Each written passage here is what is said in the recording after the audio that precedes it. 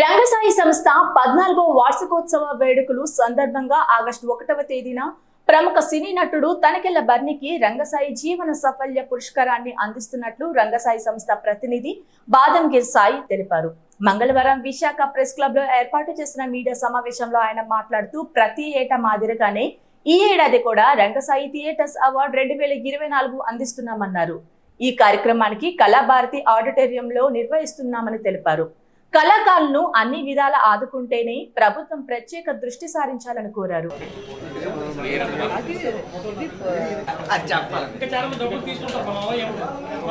పేరు బాదంగిరి సాయి అండి.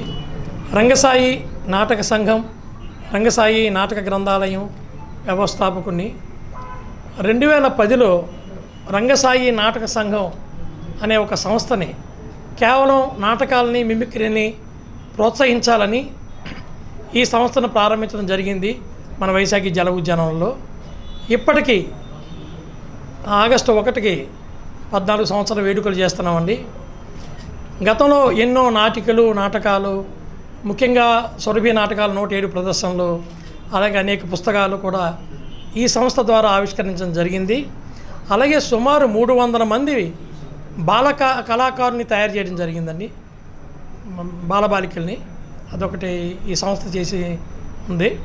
అట్లాగే ఈ ప్రయాణంలో ఈ 14వ సంవత్సరం వేడుకల సందర్భంగా మరి వెండి తెరకే ఒక ఆభరణం అయినటువంటి మరి రంగస్థల నటులు, సినీ నటులు, రచయిత, దర్శకులు మాన్యశ్రీ తనికెళ్ల భరణి గారికి రంగసాయి జీవన సాఫల్య పురస్కారాన్ని ఇవ్వడం జరుగుతుందండి.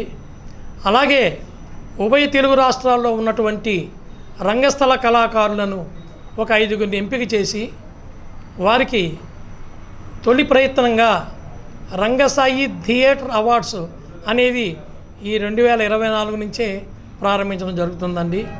వారిలో దర్శకత్వంలో ఎస్ఎం భాష, అట్లాగే నటుల్లో యువనటుడు వి సతీష్ కుమార్, అలాగే కె మంగాదేవి గారు రంగస్థల నటీమణి, అలాగే మన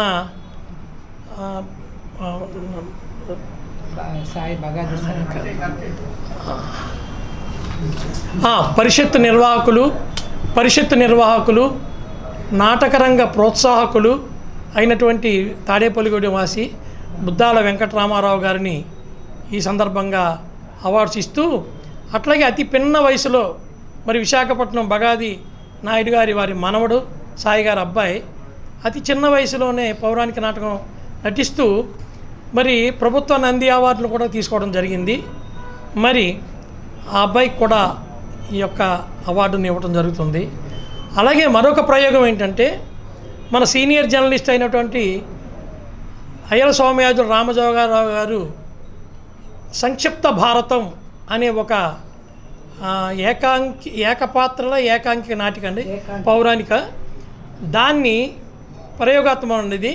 అదొకటి ఆ రోజు సాయంత్రం 6 గంటలకు ప్రారంభిస్తారు ఆ రోజుని.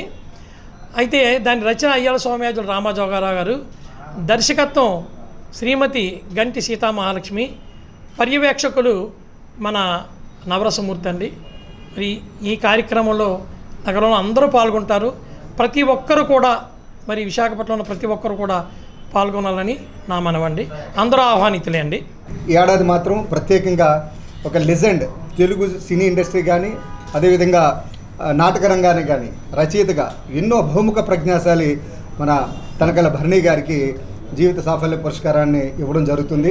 ఇది కళాభారతి వేదికగా ఆగస్టు 1వ తేదీ సాయంత్రం 6 గంటలకు జరుగుతుంది. అందరూ ఆహ్వానితులే. అదేవిధంగా ఒక చిన్నపిల్లలతో నాటకం కూడా ఉంది. ఈ యొక్క కార్యక్రమానికి హాజరు కావాలని కోరుతున్నాం. అదేవిధంగా మరొక 5గురికి ఈ పురస్కారాలు ఇవ్వడం జరుగుతుంది. జీవిత సాఫల్య పురస్కారం కాదు, రంగసాయి పురస్కారాన్ని ఇవ్వడం జరుగుతుంది. అందులో ఉత్తరాంధ్రకు చెందిన వాళ్ళు, అదేవిధంగా ఉభయ తెలుగు రాష్ట్రాలని బేస్గా తీసుకొని అది మహిళలు, బాలలు, అదేవిధంగా నాటక రంగాన్ని వృద్ధి చేస్తున్న వాళ్ళు ఇలాగ 5గురిని తీసుకోవడం జరిగింది. వారు 5గురికి కూడా ఇదే వేదిక మీద సత్కారం జరుగుతుంది. మీరందరూ హాజరై ఈ యొక్క కళారంగాన్ని ప్రోత్సహించగా కోరుతున్నాం. నమస్కారం. ఆగస్టు 1వ తేదీ కళాభారతి సాయంత్రం 6 గంటలకి.